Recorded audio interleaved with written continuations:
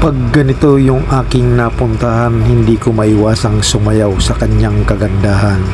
Hayaan niyong ipakita ko nga sa inyo kung ano man yung natatagaw nitong kagandahan. Kung nais nyo rin pumunta rito, ito'y madali rin lang naman. Ang kailangan lang naman dito may sapat kang panggastos sa ating mga pangangailangan. Puting magaspang. Medyo may mga bato-bato. Iba't ibang hugis man yung ating nakikita. Pero pagdating dito sa baybayin, ito naman yung buhangin niya. Kung ikukumpara to, malakaramuan din yung buhangin nito. Maganda. Malapulburon. Itong ating mga napupuntahan, iba't ibang hugis man yung kaanyuan niya. Pero para sa akin, isa lang yung kanilang pinapakita. Walang iba, kundi yung kagandahan niya. Tingnan na nga natin yung ipapakain sa atin. Ito'y sari-sari na. May prutas. At ito yung masarap dyan. Ito na, magsisimula na tayong kumain. Ilang fresh na. Ayun yung ating mga kasama. May Pilipino, may Banyaga. Anong pa nga ba? Atake na. Magpauli lang muna tayo. Kasi yung mga Banyaga, ay na naman kumain yan.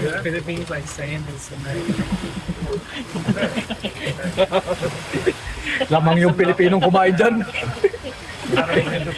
Kaunti lang naman kumain sila dyan. Amo di pinakamasiram ng pagkakaunan. Adi ka nubnuban. Mga pala yung pagkain, Mr. Peps. Gulay-gulay lang. Mas kaunting meat. Para umaba pa lang buhay natin kaunti. Kasi yung buhay ngayon, hindi na patagalan. Pasiyahan na. Kailangan kung saan ka masaya, doon ka. Tara na, kain na tayo. Pag ganito kinakain mo, malamang sa malamang, tumagal pa yung buhay mo. Nangamok na pati kita. Yung kinakainan natin, makikita niyo yung mga rock formation nito. Doon may lukutan din doon, parang lagoon. Pwede ka rin maligo doon. Kaya naman, pataas ng pataas. At yung mga kasama ko, kanya-kanyang posisyon, kanya-kanya namang kain na. Nasa harapan kami ng karagatan, kumakain. Labu-labuon ka na. Agko na naman kita yan na sa lugar na mas bagayon pa ko, no? Tagalogin natin para sa hindi marunong magbigol. Bilisan na natin kasi may pupuntahan tayo ng ito'y maganda na pero mayroon pa raw mas maganda pa. Sa dami naming kumain, ito'y marami pa rin tira. Sama ako sa vlog. Big shoutout nga pala dito sa ating ano bang pinakang papel nyo dyan sa bangka? Ako po yung sir, owner na ako. Siya pala yung owner, si Madam. Big time pala to. Magandang umaga, ma'am. Hindi po ako big time. Nakita mo naman yung hinain ni Madam. Sino ba naman mga nagluto naman noon? Sa sir? Sa preparasyon ng pagkain natin? Sa aming sariling kitchen, sir. Caliente. Ayun. Mayroon rin pala. Maraming salamat, ma'am, sa inain yung pagkain. Napakasarap. Natin sa inyo, lutong bahay lahat, sir. At yung kung sakasakali, ma'am, yung mga followers natin dyan o kaya mga buzzer natin dyan, saan sila pupunta? Kaya dumami yung views ni Mr. Peps at yung followers, isa sa nagparami yun. Madam, saan sila makikita? Saan matatagpuan nga pala yung pinakang pa nila at yung booking nila kung paano? Nido, nasa El Nido po kami. Kami po ay local operator sa El Nido. Pangalan po ay Blue Quest Travel and Tours. Tapos yung aming office ay nasa Kurupurong area, pero yung lahat ng dispatch namin sa downtown. So madali nyo lang po kami mahanap by looking for Blue Quest team.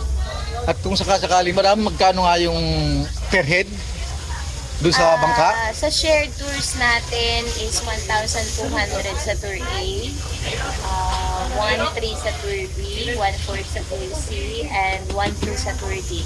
Meron pong mga binabayaran like Eco Tax, Lagoon Entrance, aside doon sa binayaran ninyong package na tag 1,200 for instance sa tour A. Kaya kailangan kailangan po may extra po kayong cash na bitbit during the tour kasi meron po mga rentals like kayak at saka yung mask and snorkel and aqua shoes. So mga optional na bagay po yung like rental ng aqua shoes at saka tawag dito, mask and snorkel. At kung sakasakali ma'am, mag-book sila ng maaga, halimbawa next year pa nila gagamitin, doon sa inyo may mga promo yun, di ba? Wala Tulad namang nung problema. nakuha namin, promo yun eh, mas mababa. Sila sir kasi nag-book sila via Klook. So kami ay affiliated sa Klook. So pwede niyo pong i-check ang Klook online. So pag medyo matagal pa yung mga bookings na gusto ninyo and big groups kayo, mas nire-recommend ko po na mag-book kayo sa Klook kasi mas makakatipid po kayo doon ng siguradong legit yung companies na pagbubukan nila like Blue Quest or Wild Expeditions Palawan po. Kung sakasakali naman ma'am, yung walk-in, kung last spot na pupunta, Madali lang kami nilang hanapin. Katulad ng sinabi ko kanina, hanapin na po nila yung Blue Quest Travel and Tours. yan, narinig nyo na yung mga impormasyon na dapat yung puntahan. Ito yung maaari nating recommenda. Ito nga si Madam. Ano nga pangalan ni Madam? Karen po. Si Ma'am Karen. Yung hospitality ng Pilipino. At siya, talaga yung at mga kasama niyang mga crew. Thank you, sir. Napakaganda. Thank you very much, ma'am. Maraming salamat, Ma'am Karen. God bless, sir. God bless din. Sa ulitin. Kuhanan muli natin ng camera ng maraan na maraan para bilang souvenir natin pagdating ng panahon.